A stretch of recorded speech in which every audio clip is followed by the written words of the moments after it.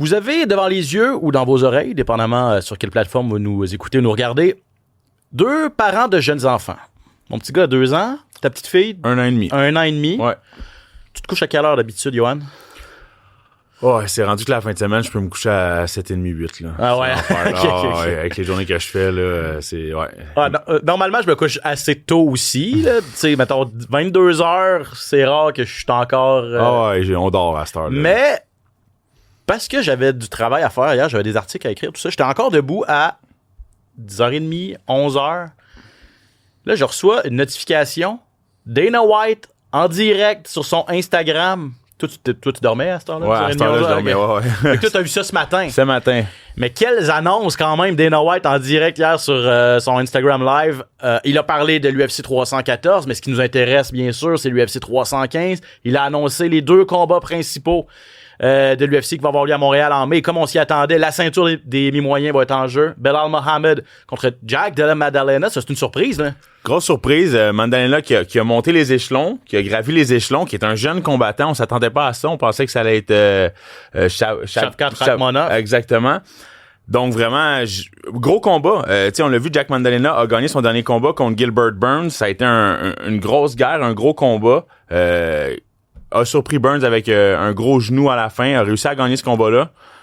Ça va être un bon combat. Puis l'autre combat de championnat, et on va dans le détail là, dans quelques instants dans tout ça, mais Valentina Shevchenko contre la Française Manon Fiorot, ça aussi, on l'avait vu venir, mais ce sont les 2 gros combats de championnat qui auront lieu du côté de l'UFC 315 à Montréal en mai. On parle de tout ça et bien plus au SOS Podcast. Bienvenue. SOS! Attention, ça va frapper. Spectaculaire, flamboyant. Des athlètes de haut niveau. Des champions des arts martiaux. Préparez-vous, le combat commence. Dans l'octogone, Ben Baudouin. SOS Podcast! Eh ouais, Ben Baudouin en compagnie de Johan Lennes. On va avoir Marc-André Barriot en entrevue dans quelques instants. Lui aussi sera sur la carte à Montréal en mai. On va bien sûr revenir sur le dernier événement qui a eu lieu du côté de l'Apex. Jared Cannonier, qui ne rajeunit pas. Grosse performance pour lui. Et on va mettre la table pour l'UFC Seattle aussi. Mais bien sûr, et on continue la conversation, la discussion là-dessus parce que Della Maddalena contre Belal Mohamed, votre main event, votre finale à l'UFC 315 à Montréal. Donc, j'ai des gens qui m'écrivent, qui m'ont écrit sur les réseaux sociaux, qui m'ont demandé si j'étais satisfait des annonces qui ont été faites. De mon côté, oui. J'ai hâte de voir ces combats-là. Mon seul bémol, en fait, mon plus gros bémol, c'est ma déception de ne pas voir Shavkat Rakhmonov. C'est un de mes combattants préférés. 19-0, 18 victoires avant la limite. Mais il est blessé. Là. Qu'est-ce que tu veux? On aurait voulu voir Rakhmonov contre Belal parce que Rakhmonov, c'est un combattant justement qui est très spectaculaire. Fait que on le sait, Belal, c'est peut-être pas le combattant qui est le plus spectaculaire. Souvent, c'est un combattant un petit peu je le comparerais un peu à Khabib, qui va vouloir travailler sa lutte, travailler son jiu-jitsu, beaucoup de corps à corps, beaucoup de cage, ce qui peut sembler souvent ennuyant au niveau des gens qui regardent les combats, spécialement les gens qui sont pas nécessairement des spécialistes pis des grands fans d'arts martiaux mix. Le premier coup d'œil, on regarde ça puis on se dit c'est un combat qui est ennuyant, les 2 gars font juste se coller, mais ça prend énormément de technique, beaucoup de cardio pour faire ça. C'est un cheval, Belal Mohamed. Exactement, il manque pas d'énergie, il manque pas de technique. Donc par contre, Jack Maddalena, j'ai vraiment hâte de voir ce qu'il peut apporter parce que c'est un très bon combattant au niveau du jiu-jitsu brésilien. C'est un bon combattant, là, on l'a mentionné, là, il a battu Gilbert Burns. C'est un combattant qui est gaucher, qui est spectaculaire, qui termine ses combats, grosse force de frappe. Donc, un jeune combattant qui semble jamais manquer d'énergie. Il pourrait battre Belal, tu penses? Je pense qu'il a ses chances. Honnêtement, je pense qu'il a ses chances, ouais. Parce que là, c'est Jack Della Maddalena, australien. À l'UFC, depuis peu, là, je pense que t'es arrivé à l'UFC à peu près en même temps. J'ai eu une offre pour me battre contre Jack Maddalena, moi, à mon 2e combat en Australie, chez lui. Offre que j'ai refusée parce que ça fonctionnait pas dans les temps, mais ça fait pas longtemps qu'il est à l'UFC. Ça va peut-être faire 4 ans qu'il est à l'UFC. Ouais, je vais regarder. Il va passer par Contender Series. Par la suite, a aligné les victoires. Là, il est 7-0 à l'UFC. Beaucoup de finish, fait des gros KO. L'UFC depuis 2022, une ascension quand même assez rapide, fulgurante. Ouais. À 7 victoires, aucune défaite. Il mérite sa chance. Ça va être un gros combat. J'ai hâte de voir parce que c'est un Australien, comme tu l'as mentionné. Montréal, le décalage horaire va être assez intéressant, assez grand. Ouais. Donc, j'espère pour lui qu'il va être en mesure d'arriver un petit peu, peut-être une semaine ou deux à l'avance pour pouvoir s'acclimater au temps et au climat. Là. Et puis lui, c'est tout un revirement de situation parce qu'il devait se battre dans 2 semaines à Londres contre Leon Edwards. Exact. Il devait faire la finale. Et là, ben, c'est Sean Brady qui va aller faire la finale contre Leon Edwards. Peut-être, est-ce qu'on se sent un peu mal pour Leon Edwards? Parce que là, évidemment, a été champion, a perdu une décision contre Belal Mohamed à sa dernière sortie. Là, on le place chez lui dans un main event contre Della Maddalena. Et là, c'est son adversaire qu'on retire de ce combat-là pour le mettre en combat de championnat, alors que lui, ben, un peu victime des circonstances, c'est lui la grosse tête d'affiche de l'UFC Londres. Au O2 Arena devant des milliers de personnes. C'est sûr que si on avait retiré Leon Edwards de cette carte-là, la vente de billets en aurait souffert. C'est peut-être une des raisons pour lesquelles on a choisi Della Maddalena à la place de Leon Edwards. Hein. Et honnêtement, c'est pas un combat facile pour Leon Edwards parce que Della Maddalena était gaucher et c'est un gars qui est plus reconnu pour son combat debout. Là, on passe à un Sean Brady, un petit qui est plus trapu, droitier, qui a une très, très grosse lutte et un très gros jiu-jitsu brésilien.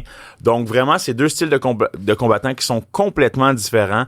J'espère que Leon Edwards va pouvoir s'ajuster rapidement pour ça parce que c'est pas le même combattant qu'il va avoir en avant de lui. Là. Bref, c'est un très, très bon duel là, sur papier. Belal Mohamed, il est invaincu à ses 11 derniers combats. 10 victoires, 1 nulle technique. C'était en raison de doigts dans les yeux. Là, c'est un combat on n'avait pas pu terminer le combat. Et Jack Della Maddalena, 7-0 à l'UFC. Mais lui, il est sur une séquence, je pense, de 17 victoires de suite. Là. Donc, c'est assez spectaculaire, les deux. Exactement. Il avait perdu ses 2 premiers combats professionnels, Jack Maddalena. Moi, j'avais regardé un petit peu sa fiche parce que je croyais peut-être pouvoir l'affronter.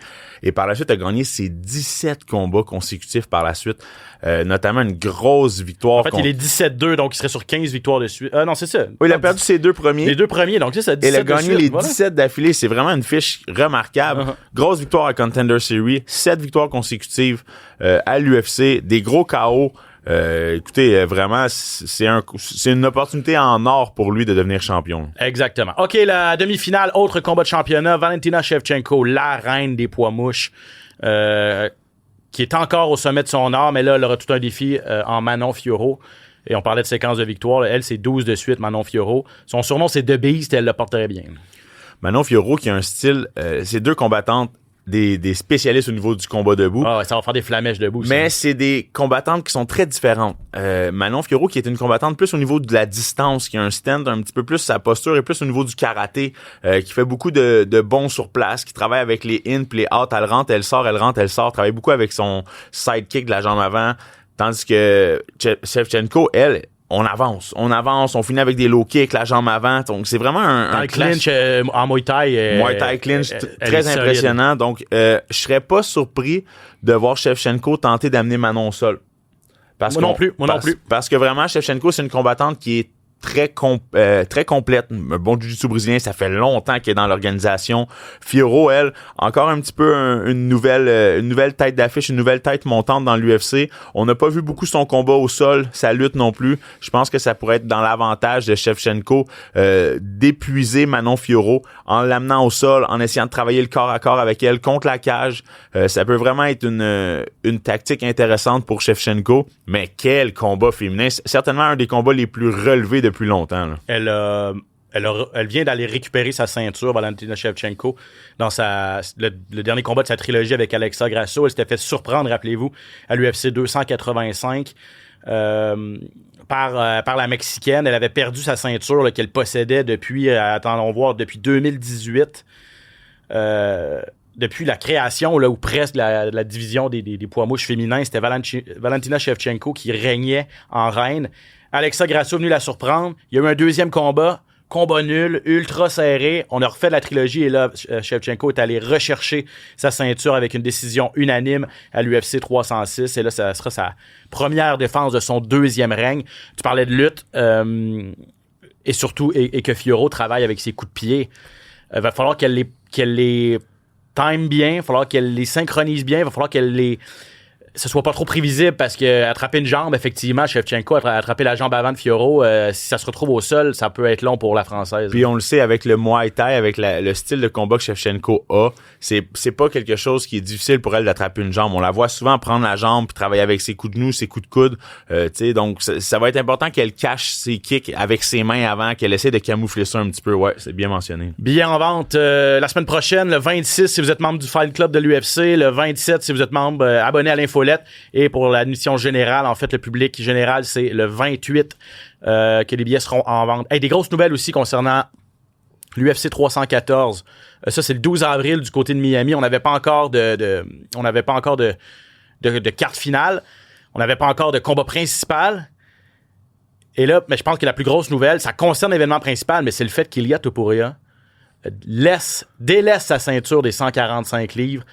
Donc, le titre est vacant. Ce sera Alex Volkanovski contre Diego Lopez pour le titre des 145 livres. Ilia Topuria vient d'avoir la ceinture, l'a défendu une fois et quitte déjà parce qu'il dit que c'est trop compliqué de faire 145 livres. Qu'est-ce que tu penses de la décision?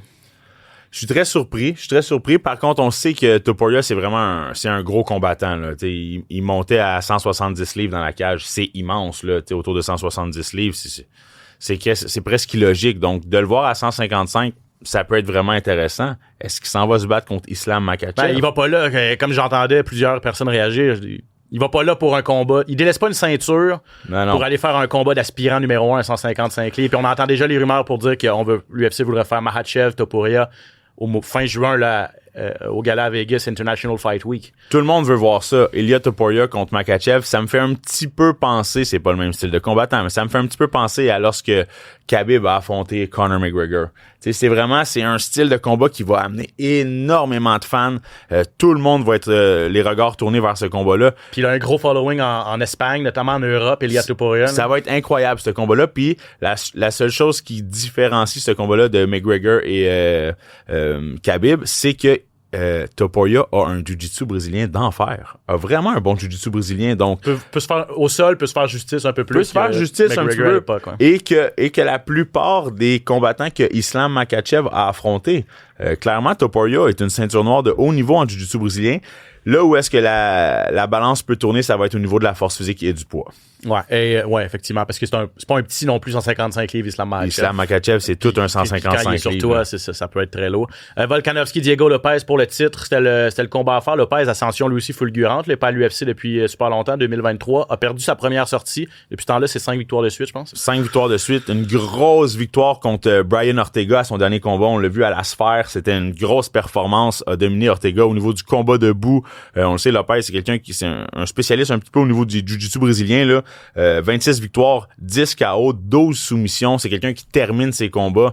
Donc, ça va vraiment être une grosse commande pour le vétéran Volkanovski qui, lui, a perdu 3 de ses 4 derniers combats.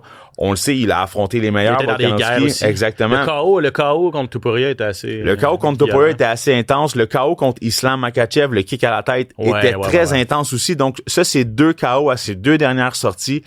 Va falloir que le vétéran trouve le moyen de peut-être passer le premier round puis de ralentir le combat, là. Rapidement, Michael Chandler contre Paddy Pimblett. Wow, Chandler contre Pimblett. Honnêtement, Pimblett, pour moi, c'est une grosse star dans l'UFC. Par contre, a rien affronté, là. Là, c'est un gros test. Là, ça va être un gros test. Ses 2 derniers combats, c'était contre Ferguson, qui est sur la fin, et King Green. Donc, vraiment, là, pour moi, ça va être un vrai test pour Pimblett, que Chandler, écoutez, a perdu contre Oliveira, a gagné contre Oliveira, Poirier, Gaethje, il les a tous affrontés. Chandler, c'est 23 victoires, 9 défaites, fait son nom avec Bellator avant. C'est un vétéran, donc vraiment une forme exemplaire aussi. J'ai hâte de voir ce combat-là. Et je vous mentionne la signature de Patricio Pitbull, l'ancien champion de Bellator, qui a obtenu son souhait, qui a été libéré par l'organisation, a signé avec l'UFC. On le met tout de suite contre Yair Rodriguez. Un match-up tout simplement incroyable, un duel qui promet. Exactement. Pitbull, tu l'as mentionné, c'est un vétéran des vétérans. Écoutez, 12 victoires par soumission, 12 victoires par KO, 12 décisions. Il peut tout faire. Il peut soumettre, il peut terminer le combat. Yair Rodriguez, le Mexicain, on le sait, 19 victoires, 5 défaites. Une machine avec ses pieds. Un très bon jiu-jitsu brésilien aussi. Gros combat. Mon cher Yohan, avant de passer à notre analyse de ce qui s'est passé le week-end dernier du côté de l'Apex, on a notre ami Marc-André Barriault, Powerbar, qui vient de se connecter avec nous pour un petit brin de jazzette, parce qu'on parle des gros combats là, à l'UFC 315 à Montréal. Il y en a un crucial aussi pour le Québécois Marc-André Barriault contre Bruno Silva. Marc-André, tu m'entends bien? Oui, je vous entends, les boys. Comment ça va, mon ami? Ça va super bien, merci. Comment ça se passe? Content de te battre à Montréal devant les tiens, Marc-André. On s'y attendait, bien sûr, là, les Québécois sur la carte à Montréal et tout ça, mais de connaître ton adversaire déjà 3 mois à l'avance, Bruno Silva, un gars prenable en plus, avec l'énergie de la foule, comment t'entrevois ça? Écoute, c'est sûr qu'au stade de ma carrière, où je suis rendu, là, les dernières années, j'ai quand même été très actif. Là, malgré les hauts et les bas, j'ai toujours eu quand même la confiance de l'UFC qui m'ont tout le temps mis sur des cartes d'importance. Sans attente de mon côté, je faisais juste confiance au processus. Puis je me dis, regarde, je suis dedans en ce moment, puis je démontre toute ma résilience, mon vouloir, mon caractère, puis je travaille fort, puis je me suis dit, regarde, on va voir qu'est-ce qui va se présenter. Puis après les 2 derniers résultats, c'est sûr que je devais voir un peu qu'est-ce qui s'en venait pour la suite. Mais vous le savez très bien autant que moi, là, quand mon dos il est contre le mur un peu, là, comme ça a déjà été dans le passé, là, souvent ça fait sortir le meilleur de moi. Puis j'ai le petit feu en dedans là, qui brûle un peu comme ces fois-là, justement, qui a fait en sorte que j'ai été capable de me remettre sur le bon chemin là, comme il faut pour la suite. Là. T'es rendu, par curiosité, ton contrat à l'UFC, il te resterait théoriquement combien de combats ton contrat? J'ai le dos contre le mur. Je vais me battre pour mon emploi. Là, ça va être le dernier avec 3 défaites de suite. Mais tu l'as très bien dit. La dernière fois c'est pas la première fois que tu te présentes dans la cage dans cette situation-là. Puis la dernière fois, tu avais sorti une de tes meilleures performances. Ça te donne confiance, j'imagine, ce qui s'est passé par le passé, les performances que tu as sorties dans des circonstances pareilles. Là. Oui, c'est sûr, tu sais, puis des combats faciles, il y en a pas là, dans l'UFC, là, je veux dire, j'attendais pas d'avoir même que après mon dernier combat, tu sais, je me dis regarde, je me dis au pire ils vont peut-être me donner quelqu'un qui essaie de se faire un nom sur mon nom, tu sais, peut-être un nouveau qui veulent essayer de matcher contre un vétéran. Je me dis, regarde, je me ferai pas d'attente. Moi, je vais démontrer là, tu sais, que probablement je devais me remettre de ma blessure, me remettre de toutes les émotions aussi. La dernière année a été quand même assez éprouvante. Mais, tu sais, j'ai fait 3 combats, même si c'est pas les résultats qu'on espérait. Je me suis dit, regarde, Marc, t'es là, t'es dedans, tu t'entraînes dans un bon gym, t'es entouré d'autres gars comme toi, tu sais, qui en gagnent, qui en parlent des combats. Donc, on reste des humains à la fin de tout ça, puis c'est important de mettre l'emphase là-dessus aussi. Je pense que c'est ce qui a été vraiment la clé de ce processus-là, un peu, de me garder le temps terre à terre. Puis c'est sûr qu'on avait eu des pourparlers, là, tu sais, que l'UFC revenait à Montréal, on savait pas quand. Donc là, depuis 2 semaines, là, moi, j'en savais un peu plus là-dessus. Puis quand on m'a offert le nom de Bruno Silva, là, je l'ai fait quand même, OK. Surtout que les deux, on est dans la même position un peu. Là, Bruno, il est aussi, je pense, je sais pas s'il est à son dernier combat, mais c'est pas mal sûr que ça va donner quelque chose que celui qui le veut le plus à la fin de la soirée, c'est lui qui va aller le chercher pour savoir s'il veut continuer à avoir son travail là, dans l'UFC. Là. Ouais, puis on va s'entendre, Marc-André, tu l'as pas eu facile à tes 2 derniers combats. Là. Joe Pyfer qui est comme une star de l'UFC, qui est une étoile montante. Ce combat-là, ça n'a pas été facile, ça n'a pas été en ta faveur. Et à ton dernier combat, une blessure à la cheville rapidement, qui a été difficile pour toi de reprendre le dessus. Donc ça, c'est 2 combats qui te mettent vraiment pas en valeur. T'sais. Là, d'avoir la chance de pouvoir te battre devant les tiens, on le sait, t'es un gars qui vit avec l'énergie de la foule. Tu vas pouvoir te battre devant les tiens contre quelqu'un qui est prenable, qui a 3 défaites consécutives, 3 ou 4 défaites consécutives, 4 défaites consécutives. C'est un client qui peut te mettre en valeur clairement, puis tu l'as mentionné, t'es quelqu'un qui est capable de faire face à l'adversité quand t'es le dos contre le mur. Tu remontes la pente. Donc, comment tu vois ce combat-là? Là? Ben, c'est ça. Tout ce que tu viens de dire, en fait, c'est le même feeling qui m'avait que quand j'avais demandé, tu sais, mon combat contre Eric Anders, qui était un point tournant dans ma carrière, tu sais, puis je le demandais, ça faisait plusieurs années, puis il y avait le monde me demandait pourquoi, puis j'avais quelque chose en dedans qui était, j'étais pas capable de mettre le doigt dessus, mais je me suis dit, faites juste me laisser aller dans la cage avec lui. Puis je pense que le mix de nos styles, de nos personnalités, ça va faire en sorte que je pense que ça va donner quelque chose de très bon, puis que ça va faire sortir le meilleur de moi-même. Puis je vois un peu ce combat-là un peu de la même façon, là, striker, gaucher aussi, tu sais que C'est sûr que, tu sais, le gars, c'est un black belt aussi en jiu-jitsu, mais tu sais, il a mieux se battre debout. Il est capable d'aller un peu partout, mais moi, je vais être prêt encore une fois pour, tu sais, défendre, attaquer, puis répondre, riposter, puis surtout être dans l'action, tu sais, parce que quand je suis dans la réaction, c'est pas le meilleur de moi qui va sortir. Donc, je me dois être dans l'action, puis de savoir que tout peut arriver. Mon dernier combat, je veux dire, des kicks comme ça, on en bloque des centaines dans un camp d'entraînement. Puis pourquoi un kick a fait en sorte que ça m'a fait ce dommage-là, tu sais, surtout le premier du combat. Mais j'ai jamais été le genre de gars qui a dit pourquoi, comment, puis avoir su qu'est-ce qui allait arriver. J'ai juste avalé ma pilule. J'ai travaillé fort sur ma récupération. J'ai mis beaucoup de temps là-dedans.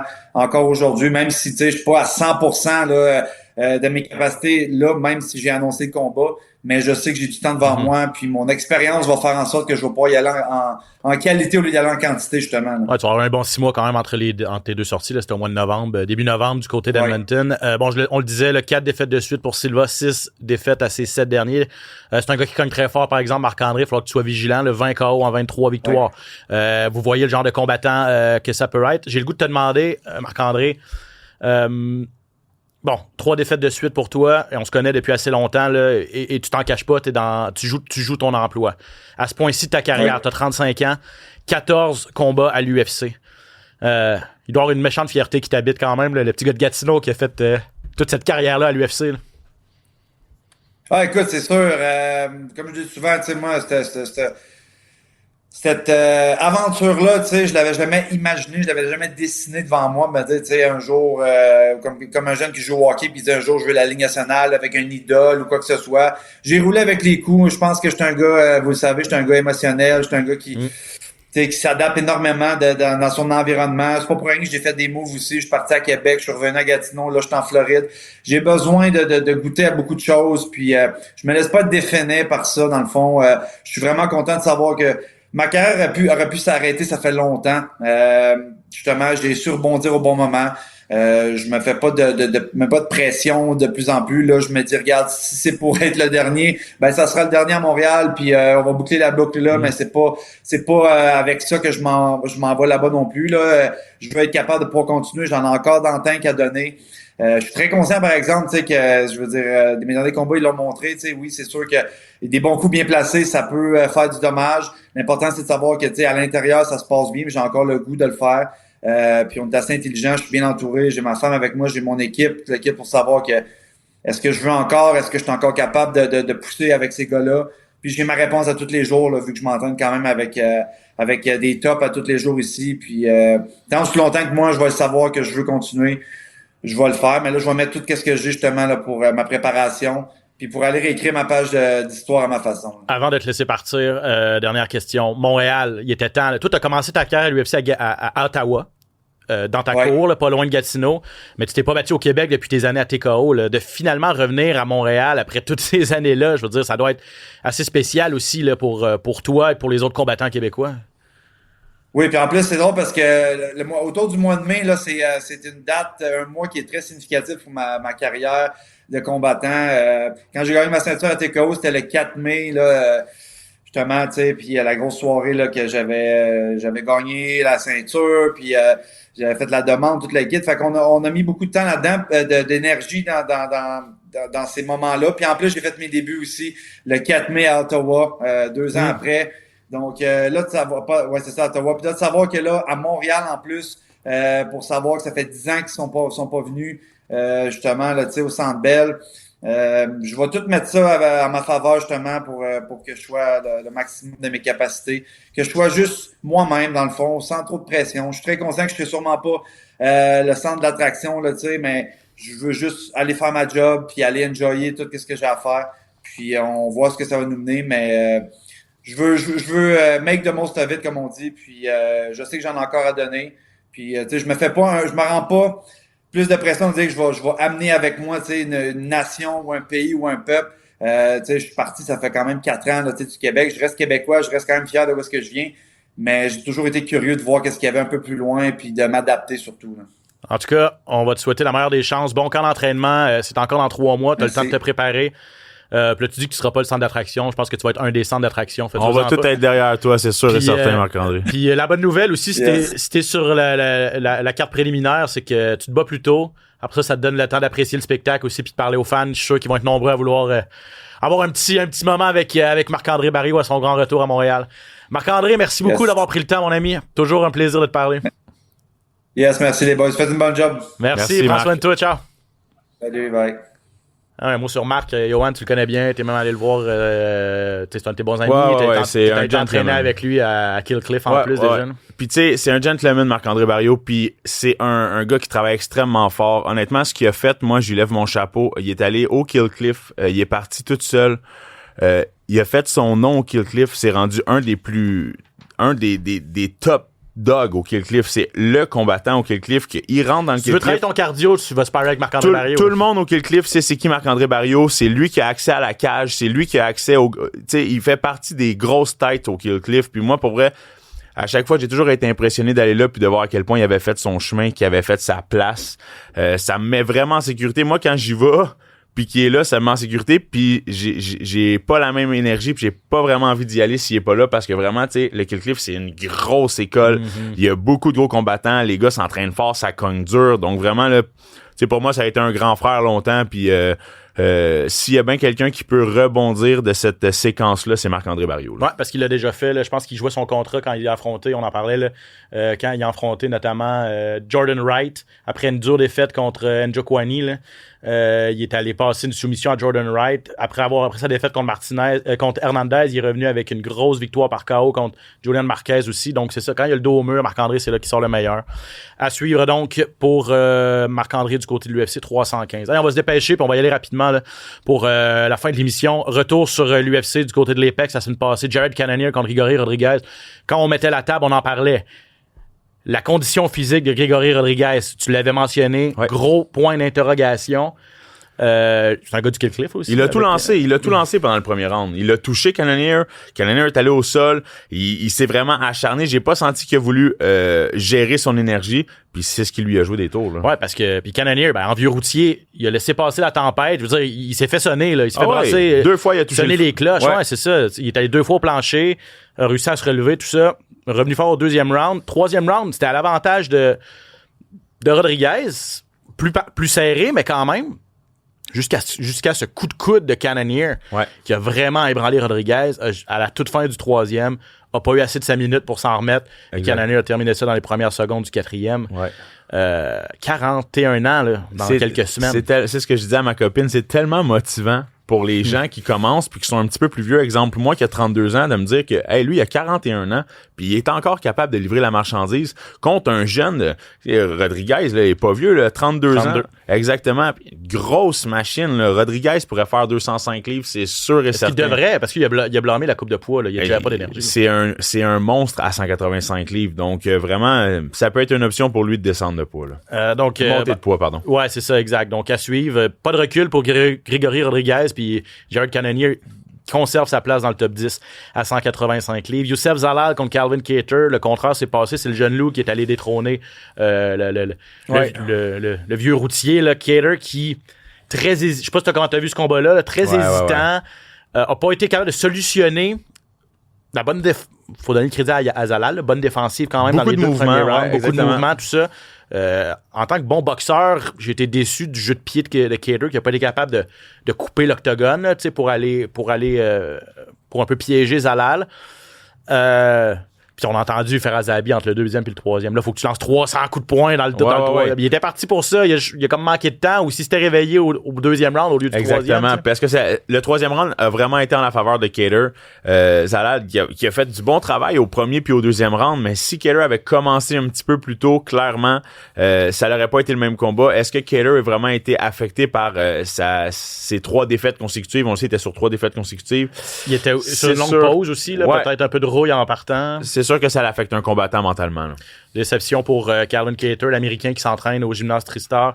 Mais Youssef Zalal, lui, le jeune Marocain, qui fait un bond de géant, là, était pas classé, maintenant rendu 12e à 145 livres. Et Kattar recule de 4 positions. Il est 14e. Dans les autres performances dignes de mention, Edmond Shabazian, qui est allé d'un KO au premier round, un gros KO contre Dylan Budka, que ça lui a valu 50 000 $. Shabazian, encore jeune, il est là depuis longtemps. On le voyait gros comme la terre au début vingtaine. Performance en dents de scie, mais lui, c'en est un autre là, qui a encore beaucoup de temps pour se remettre en marche. Sa carrière est loin d'être finie malgré les performances en dents de scie. Exactement, puis on l'a vu, là, vraiment une belle performance. Là. Un double jab qui a été évité, une belle main droite placée au bon moment, un gros KO spectaculaire. Là. C'est sûr qu'un jeune combattant comme ça, quand tu arrives à l'UFC et que tu es vraiment jeune, ça te prend un petit peu plus de temps peut-être de te développer. Tu fais partie de l'organisation avec les meilleurs dans le monde. Donc, je lui souhaite de retrouver le chemin de la victoire. Là. Gabriel Bonfim a réussi un bon étranglement d'Ars contre Chaos Williams. C'était pas un combattant, c'était pas un défi facile pour Gabriel Bonfim qui porte sa fiche à 17-1. Et Walter Walker, le frère de l'autre, le frère de Johnny, gros poids lourd, deuxième clé de cheville consécutive, il prend goût le bon Walter. Là. Ouais, puis on le sait, c'est rare les clés de cheville, hein, mais ça pardonne pas une clé de cheville quand elle est bien prise là, puis ça peut faire du dommage. Je pense, Pat le disait dans l'émission, là, il y en avait 3 avant. Donc, Walter avait été une des 3 ou 4 clés de cheville. Frank Mir l'avait réussi 2 fois, mais Frank Mir, on sait que c'est un as du jiu-jitsu aussi. Oui. Chez les poids lourds. Contre Brock Lesnar, si je me trompe pas aussi. Ouais, exact. Il l'a fait une fois contre Brock Lesnar. C'est assez rare. Des soumissions en partant chez les lourds, c'est plus rare. Des clés de cheville, encore moins. Puis Walter Walker qui rejoint Frank Mir quand même dans un palmarès de l'UFC. UFC qui passe de l'Apex de Las Vegas à Seattle au Climate Pledge Arena, un Fight Night cette fin de semaine présenté dans l'intégralité sur les ondes du TVA Sport 2. Donc, dès 19h, on va être en ondes. Finale intéressante. Henry Cejudo, ancien double champion, champion à 125, champion à 135, sera en finale contre Song Yadong, le chinois, qui est classé 8e. Cejudo a 38 ans. Il est sur une séquence de 2 défaites. Il est sorti d'une retraite de 3 ans. Il a dit, je vais reconquérir mes titres. On lui met dans les pattes Merab Dvalishvili et Aljamain Sterling. Un an et demi plus tard, il est 0-2 depuis son retour. Là. Il n'a pas gagné un combat depuis 5 ans, Triple C, donc Henry Cejudo qui veut revenir sur le chemin de la victoire. Sa dernière victoire, ça remonte à 2020 contre Dominic Cruz, comme tu l'as mentionné, à 38 ans. Il a eu une belle carrière. J'ai l'impression qu'il veut revenir chercher quelque chose à l'UFC. Par contre, il n'y aura pas un combat facile. Yadong Song, là, c'est tout un combattant, beaucoup d'expérience, même beaucoup plus que Cejudo en arts martiaux mixtes. Yadong Song, 21 victoires, 8 défaites. C'est énormément de combats. Donc, il a commencé sa carrière tellement jeune. Il est arrivé à l'UFC, je pense qu'il n'a même pas 20 ans. Là. Exactement. Puis les 2 seuls combats qu'il a perdus, c'est contre Peter Yan puis Sanagan. Donc, vraiment, là, c'est les 2 dernières fois qu'il a perdu. Donc, c'est un combattant qu'on lui a donné des gros tests, des tests à jour. Donc, pas des vieux combattants, des combattants dans le top 10, dans le top 5. Des grosses victoires contre Gutierrez, Simmons, Moraes, Julian Ars. Il a terminé 3 de ces combats-là par KO. Ça va être une grosse commande pour Henry Cejudo. Là. Toutefois, Henry Cejudo est un maître en lutte. Là. Ouais. C'est sa discipline de prédilection. A gagné une médaille d'or olympique en lutte. De là, le Triple C. De là, le Triple C. Champion à 125 livres à l'UFC, champion à 135 livres et champion olympique également. À ces 2 derniers combats, on le disait, Dvalishvili et Sterling, 2 excellents lutteurs aussi. D'accord. Il n'a pas pu se faire vraiment justice dans sa grande force. Sa grande force était un petit peu était anéantie un petit peu là, par ses adversaires là, qui réussissaient à la contrecarrer. Là, cette fois-ci, je pense qu'il peut s'imposer en lutte. Song Yadong, c'est pas le meilleur lutteur non plus. C'est vraiment plus un spécialiste du combat debout. Il s'entraîne avec Team Alpha Male. Ouais. C'est sûr qu'il y a des excellents lutteurs là-bas. Il va avoir lutté en fou durant son camp d'entraînement, mais on verra si sa défense contre les amener au sol va être bonne. Là. C'est certain que c'est pas un Merab ou un Sterling. Donc vraiment, l'opportunité peut être là pour lui d'aller chercher une victoire en travaillant sa lutte. Par contre, à 38 ans, Song est très rapide. Un jeu de pied incroyable. La vitesse d'exécution est là. C'est un combattant qui est actif. c'est Cujo, ça va faire longtemps qu'il s'est pas battu encore une fois. 2 seuls combats en 5 ans. J'ai hâte de voir quel genre de Henry Cejudo va sortir. Là. On va aller écouter Henry Cejudo. Je lui ai parlé hier. Et je lui ai demandé si son objectif de redevenir champion, là, lui, il s'était donné comme mission de réussir le plus grand retour dans l'histoire de l'UFC en redevenant champion après une retraite de 3 ans. Ça se passe pas comme prévu, mais ses plans n'ont pas changé, vous allez voir. Of course, man. You never change your dream, dude, especially if I'm still in it. I mean, I win this fight. I could be a fight away, or who knows? You know what I'm saying? Like, that's how the UFC is. My last 2 losses have only been to the best guys in the world. So, Song is, I don't want to necessarily say a step down, but he hasn't been through those experiences, through that heat, like the rest of these other guys that I've fought before. So I do believe that that's the difference. Et c'est vrai, en perdant contre des combattants d'élite, puis il peut s'inspirer de Jared Cannonier, on en parlait tantôt, qui l'a emporté contre un jeune combattant. Et là, s'il retrouve le chemin de la victoire, il est encore bien classé, il peut être à 1 ou 2 victoires d'un combat de championnat. Donc, il faut y croire. Et on verra, comme tu dis, si à 38 ans, il a encore les outils pour faire partie de l'élite de cette division-là. 135 livres, les poids coqs, il y a énormément de profondeur là aussi dans cette division-là. Demi-finale, Brendan Allen contre Anthony Hernandez. Allen est 10e à 185 livres, Hernandez est 12e. C'est une revanche parce que Hernandez avait battu Allen pour le championnat de la Legacy Fighting Alliance LFA en 2018. Sauf que là, c'est Allen qui est le mieux classé à l'UFC. Mais Hernandez, Fluffy, est sur toute une séquence quand même, là, alors qu'Allen, lui, a perdu son dernier combat contre Imavov. Hernandez est sur 6 victoires de suite. Là. C'est un très, très beau combat que j'ai hâte de voir ça. Honnêtement, c'est... Deux gars vraiment de même calibre. Là. 2 étoiles montantes, 2 gars du même calibre, 2 combattants qui se ressemblent beaucoup. Je donnerais peut-être le jiu-jitsu brésilien à l'avantage de Brendan Allen. Par contre, au niveau de la lutte et des positions, du ground and pound, des frappes au niveau du sol, Anthony Hernandez, comme tu l'as mentionné, 6 victoires consécutives, il les a toutes terminées. Pereira, Kopilov, Shabanaizen, Barrio et Vieira, Rodolfo Vieira, on le souvient, c'est un champion du monde de jiu-jitsu brésilien et il a réussi à lui passer la soumission. Incroyable. Donc vraiment, c'est un combattant qui manque pas d'énergie. On l'a vu qu'est-ce qu'il a fait avec Marc-André Barrio là, à son combat. Là. Une lutte exceptionnelle, des projections au sol, un contrôle au sol. Par contre, Brendan Allen, écoutez, on parlait du Kill Cliff, le nombre de combattants exceptionnels qui sont au Kill Cliff, Brendan Allen est dans le haut de la liste. Là. Il fait partie des meilleurs combattants dans ce gym-là. Beaucoup de victoires par soumission, des real naked chokes, c'est sa marque de commerce, étranglement arrière. C'est un gros combat, là. Ouais, exactement. On a mis ça en demi-finale et dans le portrait de la division, on le sait depuis le début de l'année, elle est en mouvance, là, cette division des poids moyens. Ça sera un autre combat crucial dans cette catégorie-là. Rob Font va affronter John Matsumoto. Devait affronter Dominic Cruz. On en parlait la semaine passée, qui a annoncé sa retraite. Le jeune Brésilien Matsumoto 16-0. Et Rob Font, j'ai fait une entrevue avec lui aussi. Là, il expliquait que il peut pas avoir plus différents combattants, Dominic Cruz et Matsumoto.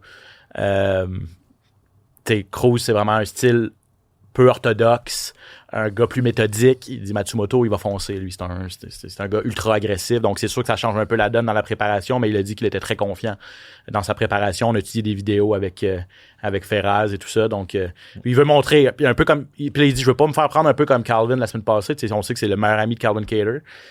Il dit, c'est plate que ça arrive dans des circonstances pareilles, mais je vais essayer d'apprendre des erreurs de mon ami, des erreurs qu'il a fait. Je veux pas commencer trop lentement. Je dois moi aussi être agressif en début de combat parce que je peux pas dans un combat de 3 rounds, si t'en échappes un, ça va vite. Aux mains des juges, ben tu sais, c'est ça. Y a pas de ça peut être brutal au final. J'ai hâte de voir John Silva, l'autre Brésilien, 11 victoires de suite. Il a été le seul à passer le KO à Charles Jourdain dans sa carrière. Donc, oui. Belle contente. On le sait, lui, là, c'est un showman. Hein? Quand il embarque dans l'octogone, ça peut durer 7 à 10 minutes, ça marche vers l'octogone. Il a un style vraiment là, particulier. C'est un combattant qui aime mettre la foule de son côté. Là. Il veut donner un spectacle. Il cogne extrêmement fort. Ça va être tout un combat, ça. Et parlant de gars qui cogne fort, Ibo Aslan, un Turc de 28 ans, 14 victoires, une défaite, 14 victoires par KO. Sa dernière sortie, ça a duré même pas une minute. Un un gars qui a de la dynamite dans les gants. Retenez ce nom, Ibo Aslan. On va voir, il va affronter Ewan Kutelaba, un vétéran. Mais ce sont des noms donc à surveiller. Une carte intéressante, pas des méga vedettes, mais des gars peut-être qui peuvent vraiment se faire un nom là, avec des grosses performances. Souvent, c'est ces cartes-là qui sont le plus intéressantes. On le sait, les gars qui n'ont pas vraiment de nom, qui sont pas nécessairement mis sur la map en ce moment, veulent se prouver, veulent se faire connaître. C'est là qu'on a les plus beaux spectacles. Exactement. Donc, soyez là, 19h, samedi, en direct sur les ondes de TVA Sport 2. Yoann, merci. Yes, sir.